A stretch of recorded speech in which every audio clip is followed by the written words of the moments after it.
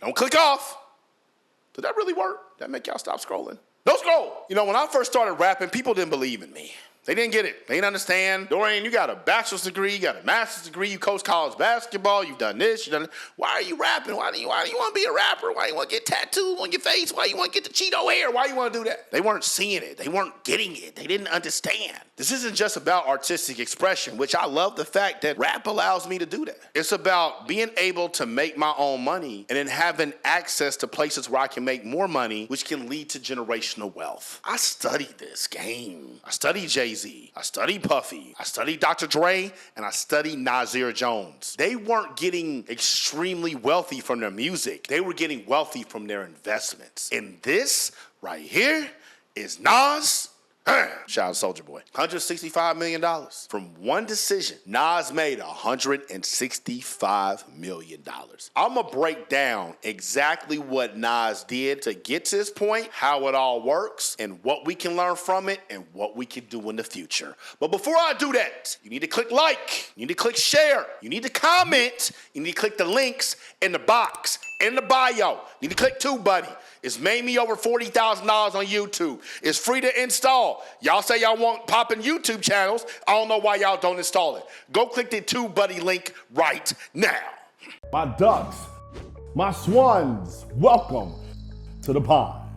My name is Dorian from Group82University.com, and right here I'm going to tell y'all how Nas made $165 million from one decision. Nasir Jones, my opinion, the greatest storyteller in the history of rap. Illmatic is something I listen to 5 to 8 times a year. Probably going to bump it today when I go to the gym. Y'all see what I'm on right now? Don't give me that. Nas was an 8th grade dropout. A lot of people don't know that. This man's really intelligent. You listen to his lyrics, smart dude, but 8th grade dropout. Back then in the 90s, this stay in school thing was huge. If you an 80s baby, 90s kid, that's all they taught to us about was stay in school. So for him to actually drop out of school, people wrote him off. You dropping out of school to rap and sell dope? Come on, man. But look at what he did.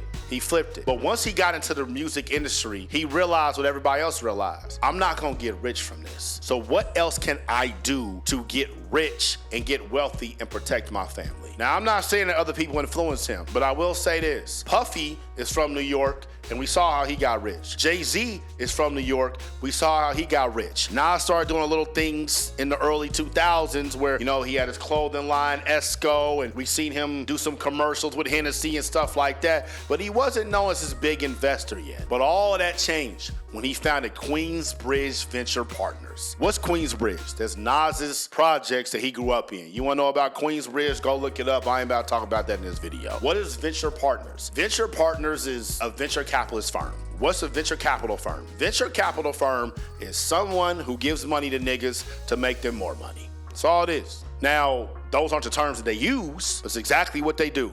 You walk up to me, I like your idea, I'm gonna give you some money, I'm gonna take some equity in your company, I'm gonna help you hire some folks, and I need a lot of money back for the money that I gave you. Shark Tank, the most popular venture capitalist in the world. That's exactly what Nas started with. His homeboy, Anthony Sala. When Nas started his VC firm, VC, venture capitalist, he made sure that he would do extensive research on every single company that came his way. They get pitched hundreds of companies every year. They only rock with probably 20. Every time Nas invested in one of these 20 companies, he told them he invests between $100,000 and $500,000. And Nas wasn't just investing in barber shops and record labels and his homeboys t-shirt companies. He was investing in some heavy hitters. Lyft, Dropbox, Lander, all companies that I've used before. But the most important thing that Nas said he looks at when he invests is great people. And I'll talk to y'all about this all the time. You can have the best idea ever, but if you aren't a great entrepreneur, it's not gonna go anywhere. You have to invest in great people. And that's exactly what Nas saw when he invested in Coinbase. Now, at the time that Coinbase came across Nas's table, they were in their Series B round.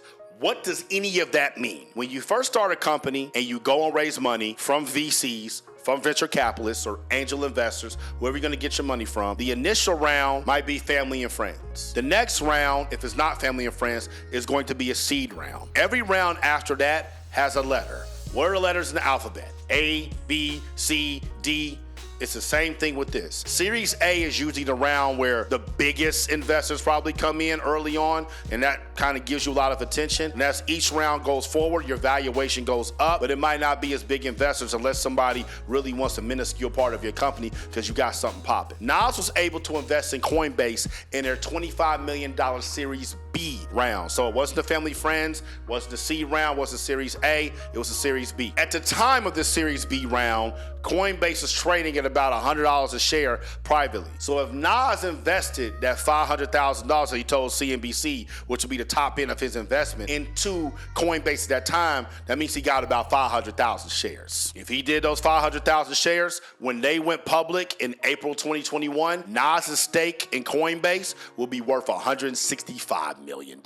That's how you flip it, man. It ain't about just rapping forever. It ain't about just making dope albums forever. It ain't about winning Grammys and being all that. All that stuff's cool. If you want to do that, whatever, you go and do that. But if you want to get this real money, you got to use your leverage, your fame, your popularity, your currency of culture to turn into real money, which is exactly what Nas did too. Recently, DJ Khaled, the infamous producer extraordinaire, he just dropped an album, and on there he had a song with Jay-Z and Nas called Sorry Not Sorry. And on there, Nas called himself the cryptocurrency Scarface. And he made a rally call after that. He said, join us. There's got to be more of us. And when he said that, if you go and study the Coinbase deal, there was somebody else that was in there too, who we all know, and he made his money in basketball, and that's Kevin Durant. Kevin Durant was able to get in on Coinbase around 2017 through his venture capitalist firm, 35 Ventures. Per ESPN, Kevin Durant said for every investment, he puts in around $250,000 to $1 million.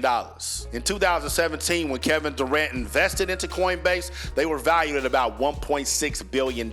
So based off the numbers and the calculations in the shares, if Kevin Durant invested on the low end, the $250,000 that he talked about, that means he walked away with about $15.3 million when they went public. At the same time, Nas got his $165 million. But this is everybody excellence. Getting money is not as hard as you think it is. Now, when you're exchanging your time and your body for money, it is difficult. But when you start finding opportunities to have your money work for you, it's not that difficult. And this is something that you need to study. Jay-Z got a venture capitalist firm. I think Puffy got a venture capitalist firm. I know 50 Cent got one. Study what VC firms are. This is something I want to do down the line. I've had conversations with people. We're probably going to do it together. And I want y'all to be able to have your VC firms too. And you heard Nas's rally cry. Nas is a king amongst us. And he said, join us. There's got to be more of us. Nas, I'm fucking coming, dog. I'm going to be right there behind you. It ain't going to happen from you working a 9 to 5. And I'm not knocking that. But you got to make sure you setting up your own shit on the side. You got to be getting some royalties in some other capacity. You got to have some dividend stocks. You got to have some sort of side hustle so you can take your money and invest in things that you're interested in, because you never know. This VC angel investing shit is never gonna end. And if you build a brand and you have influence, you're gonna get an opportunity to sit in these rooms and invest these companies early. They might give you advisory shares like I talked about in my video where Chamillionaire put E40 and Trey Songz and Big Boy onto investing. Or you might be able to take your capital and invest it to a company and make $165 million like Nas did. So let me know. Do you want to start a VC firm? Who else are your favorite venture capitalists outside of Shark Tank? What other investments do you want me to cover? Did you click the links in the bio? Or are you a hoe ass bitch? Go click that TubeBuddy link right now and install it. It's free. There's YouTube money that you can get for free. Download. You on Instagram, click that link up top. You on YouTube, click that link in the box. Out the pond. Y'all stay true. Here we go again, steady arguing. I swear to God, girl, I need this to end. I'm out here on the road, doing 100 shows, and every cent I make, I'm sending back home.